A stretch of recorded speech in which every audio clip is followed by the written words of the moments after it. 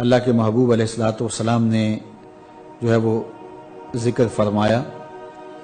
الا اخبرکم باہل الجنہ، میں تمہیں اہل جنت کے بارے میں خبر نہ دوں؟ تو ظاہر ہے صحابہ نے جھولیاں پھیلا دیں اور عرض گزار ہوئے کہ ضرور ارشاد فرمائیے، چونکہ ان کو یہ آرزو تھی کہ ہم اہل جنت سے ہو جائیں، اور دوزخ سے اللہ کی پناہ مانگتے تھے۔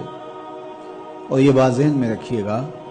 کہ دوزخ اللہ کی رضا کا مظہر ہے، جنت اللہ کی رضا کا مظہر ہے، اور دوزخ اللہ کے قہر و غضب کا مظہر ہے۔ مطلب کیا؟ اللہ جس سے راضی ہوگا اس کو جنت عطا کرے گا، اور جس سے ناراض ہوگا اس کو جہنم میں ڈال دے گا۔ تو جنت کی طلب کرنا یہ اللہ کی رضا مانگنا ہے، اس کی خوشنودی طلب کرنا ہے، اور دوزخ سے پناہ طلب کرنا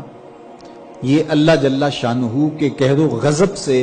پناہ طلب کرنا ہے اور اس کی امان مانگنا ہے۔ تو اس لیے ہمیں جنت مانگنے کا حکم دیا گیا،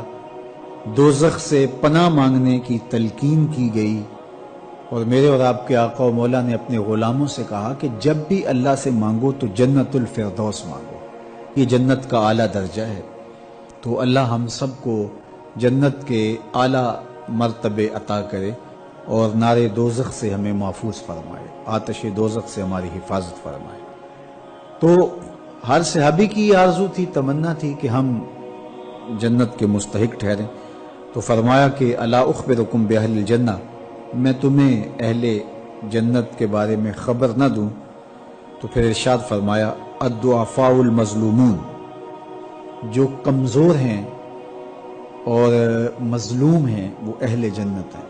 ایمان کی شرط کے ساتھ۔ جو مسلمان کمزور ہیں، ظلم و ستم سہتے ہیں، تو آقا کریم نے فرمایا کہ وہ اہل جنت ہیں، چونکہ بہت سارے ان کے گناہ،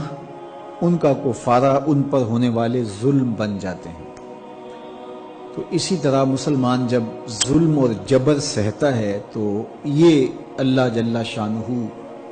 اس کو اس کے بدلے میں، اس کے صلے میں جنت عطا کرتا ہے۔ اہل ایمان کو دنیا میں جو تکلیفیں پہنچتی ہیں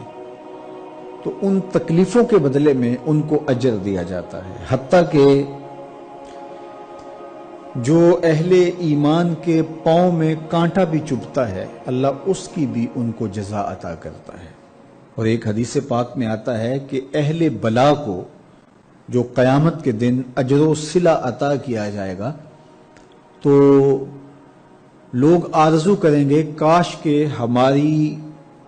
کھال اور ہمارا جسم لوہے کی کینچیوں سے کاٹ دیا گیا ہوتا، تو آج جو صلہ اس کا حشر کے روز دیا جا رہا ہے۔ تو مظلوم بن جائیں، کبھی ظالم نہ بنیں، کیونکہ ظلم قیامت کے اندھیروں میں سے ایک اندھیرا ہے، اور مظلومیت یہ دخول جنت کا سبب اور ذریعہ ہے۔ تو حالات میں بعض کا اس طرح کی صورت بن جاتی ہے کہ یا آپ ظالم بنیں یا آپ مظلوم بنیں، تو اس وقت مظلوم بننے کو اختیار کر لیجئے گا، ظالم کبھی بھی نہ بنیے گا، چونکہ ظالم کا ٹھکانہ آتش دوزخ ہے اور مظلوم کی جگہ اللہ کی جنت ہے۔ تو اللہ کے محبوب علیہ السلام نے فرمایا الضعفاء المظلومون، جو مظلوم کمزور لوگ ہیں وہ اہل جنت میں سے ہیں۔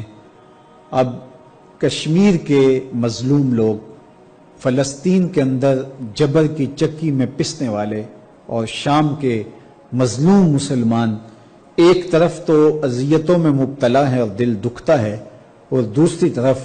وہ مبارک کے مستحق ہیں کہ انہیں اس ظلم کے صلے میں اللہ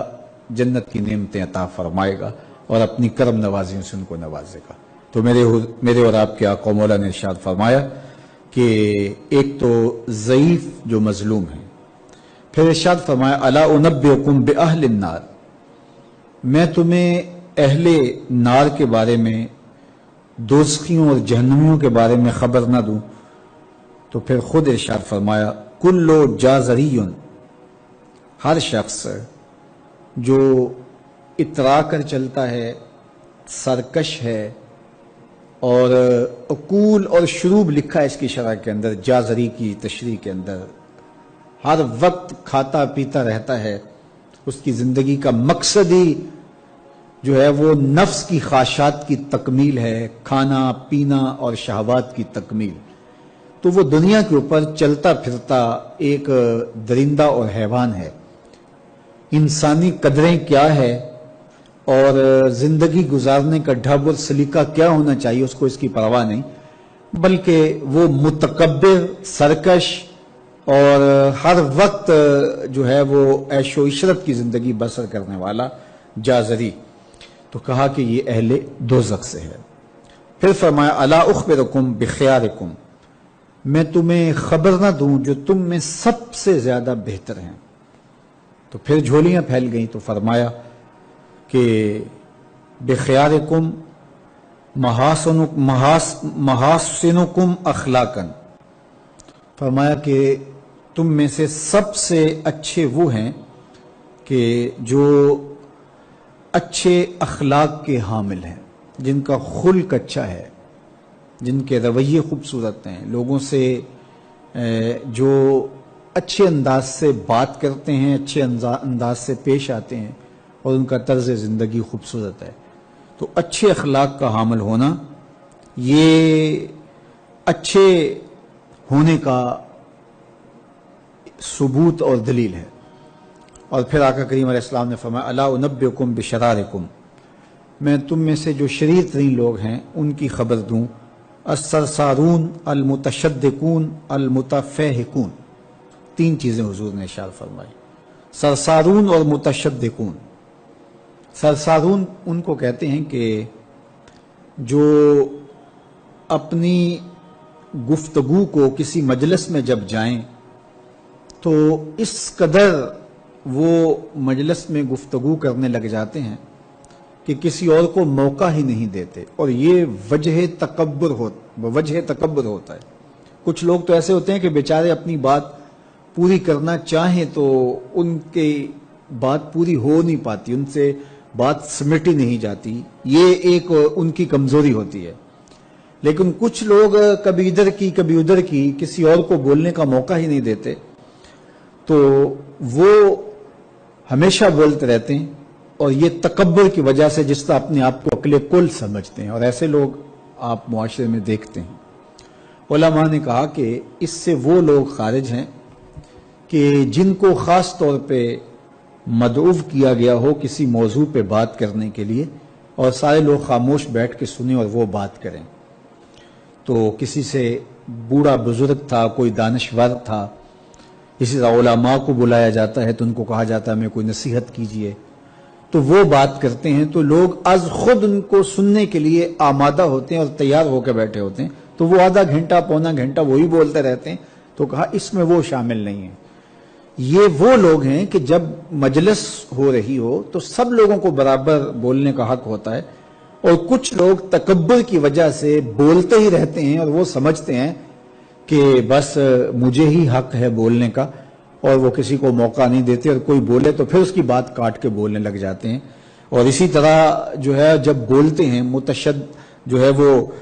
ان کا ایک وصف یہ بتایا گیا کہ المتشدقون المتفہقون، کہ وہ باتوں کو جو ہے وہ زبان کو منہ میں پھیر پھیر کے، ایک روایت میں آتا ہے جس طرح وہ گائے زبان منہ میں پھیرتی ہے، اس طرح وہ منہ میں زبان پھیر پھیر کے، لفظ تراش تراش کے، اور منہ کو ٹیڑھا ٹیڑھا کر کے بات کرتے ہیں، اور وہ مشکل سے مشکل لفظ بول کے، غریب سے غریب الفاظ، اجنبی الفاظ بول کر کے، اور اصطلاحات بول کر کے لوگوں پر اپنے علم کا، اپنی بلاغت کا روب جمانے کے چکر میں لگے رہتے ہیں۔ تو مقصود گفتگو سے معافی الضمیر کا اظہار ہے، کسی تک اپنی بات پہنچانا ہے۔ اگر کوئی شخص نکھری اور ستھری ہوئی زبان کا حامل ہو، وہ الگ بات ہے، ظاہر ہے وہ بولے گا تو اس کی گفتگو ہی خوبصورت ہوگی، اس میں اس کو تکلف نہیں کرنا پڑے گا، خود بخود الفاظ، تراکیب اس کے پیچھے بھاگتی رہیں گی اور وہ خوبصورت کلام کرنے کا عادی ہے اور وہ کرتا رہے گا. وہ تو ایک امر آخر ہے. لیکن یہاں وہ لوگ مراد ہیں کہ جو خام خواہ کا تکلف کرتے ہیں اور زبان کو بل دے دے کے اور منہ بگاڑ بگاڑ کے مشکل لفظ بول کے اصطلاحات بول کے لوگوں پر اپنے علم کا روب جمانے کے لیے کہ میں بڑا بلیغ ہوں اور بڑا فصیح ہوں